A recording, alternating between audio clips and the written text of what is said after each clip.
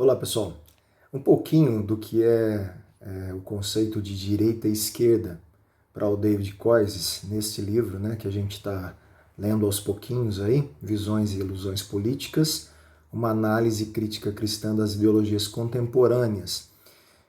Está nesse trechinho do livro aqui que eu vou ler para vocês. Olha só o que Koizes escreve. Ao longo do século XX, no entanto, a posição de qualquer pessoa no espectro esquerda-direita foi determinada em boa parte por sua atitude diante da igualdade social e econômica. Então ele coloca aqui, segundo ele, que esse conceito de direita e esquerda ele está aqui intimamente conectado de acordo com o que cada ideologia política pensa a respeito da igualdade social e da igualdade econômica. Então os sociais-democratas e os comunistas, apesar de discordarem em vários pontos, querem, no fundo, distribuir igualmente a renda da sociedade. Portanto, seriam colocadas essas ideologias mais o que? À esquerda. Os liberais clássicos e os fascistas são tão diferentes, presta atenção, são muito diferentes, como a noite é do dia, especialmente no que se refere à liberdade individual. Mas ambos creem que os seres humanos são intrinsecamente desiguais ou se tornam desiguais no exercício de seus diferentes potenciais individuais. Então, a questão da igualdade, eles estão relacionados ao espectro de direita, apesar de serem muito diferentes em relação à liberdade individual ali e à autoridade. Os racistas estão na extrema direita. Por quê? Além de acreditar que algumas pessoas são superiores às outras, creem que essa superioridade é determinada pela biologia. Os comunistas estão na extrema esquerda, porque creem que praticamente todas as diferenças e desigualdades humanas são determinadas pela cultura e podem, portanto, ser eliminadas, como se não tivesse nenhuma diferença, nem biológica, nem de outro tipo, a não ser a cultural. Então você pode eliminar todas as desigualdades, todas as diferenças, né? Na prática, as sociedades comunistas têm sido invariavelmente marcadas pela desigualdade. É óbvio, né? Uma questão aí de uma clareza da vida, aí, de constatação.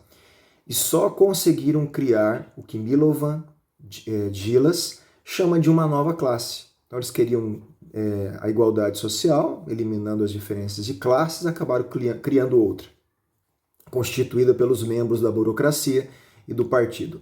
Apesar dessa realidade bem diferente da teoria, as aspirações comunistas continuam igualitárias até o fim. Aspirações teóricas, tudo bem? A teoria ela é assim, mas na prática eles acabam também criando bastante desigualdade, ao contrário daquilo que eles próprios têm nas filosofias políticas deles.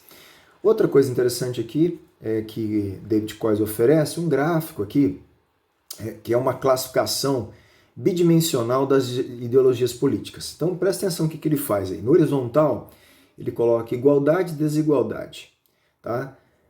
Na vertical, liberdade, autoridade. Então, como que ele classifica aqui, né, de forma bem genérica, né, as ideologias políticas? Então, vamos pegar aqui um quadrozinho para a gente entender.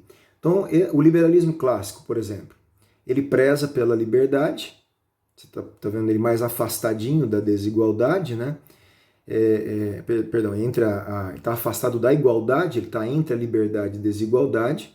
Então, o liberalismo está prezando por esse valor aí político da liberdade.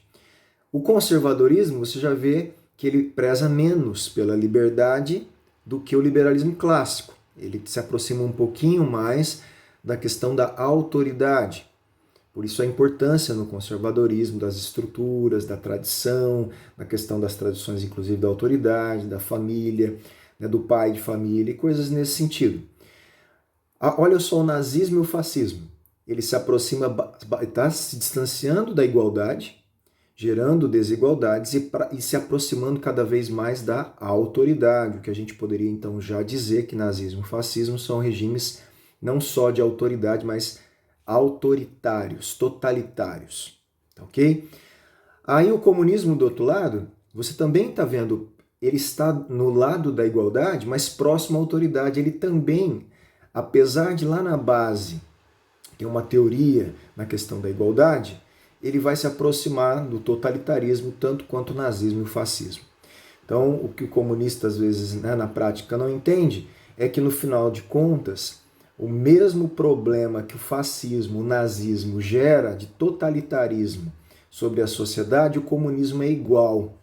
E na prática, não sei nem se pior, melhor, os três aí são horríveis, né? Porque vão tolher total liberdade individual, tendo uma estrutura de autoridade estatal autoritária, né, tirânica mesmo, e fugindo, inclusive, da própria igualdade que eles próprios acabam pregando ali na teoria. O social-democrata, ele preza pela liberdade, mas não tanto quanto o liberalismo clássico, tá certo? Mas ele se aproxima um pouco mais da igualdade social, na questão teórica. O anarquismo, olha que interessante, ele estava prezando pela igualdade, mas ele se aproxima mais da liberdade individual a tal ponto que nega uma grande parte do tipos de autoridade, então atomizando aí a sociedade, criando o que a palavra de forma pejorativa foi colocado como anarquismo, né, que é uma bagunça, no sentido de não ter ninguém ali liderando, representando, organizando, né, de uma forma extrapolada. Eu sei que a teoria anarquista é um pouco mais complexa do que isso aí quando você vai ler. Mas é uma questão, uma visão geral para a gente ter esse panorama aí. Então, tudo, direita e esquerda, ela vai girar normalmente, então, sempre relacionado ao que o Coises falou, a questão da igualdade social e econômica, tá bom? Espero estar colaborando a nossa leitura aqui com vocês para esclarecer esses termos. Se quem está me ouvindo tiver outras definições de outros teóricos, fonte segura para a gente ler aqui, se você quiser me mandar, olha, tem um outro teórico que faz uma outra conceituação. Nesses vídeos eu não estou defendendo nada a priori, apesar de soar, obviamente, a hora que eu colocar alguma, né, trazer algumas coisas que vão ser pessoais. Mas a princípio são as conceituações do livro. Aí nos meus comentários sai, né, aqui algumas coisas que eu sou tendencioso a crer, acreditar e concordar mais do que outras. A princípio não era isso que eu gostaria de fazer, mas não tem como de ser neutro, né, em tudo, porque eu tenho as minhas convicções e nos meus comentários eu vou acabar transparecendo isso.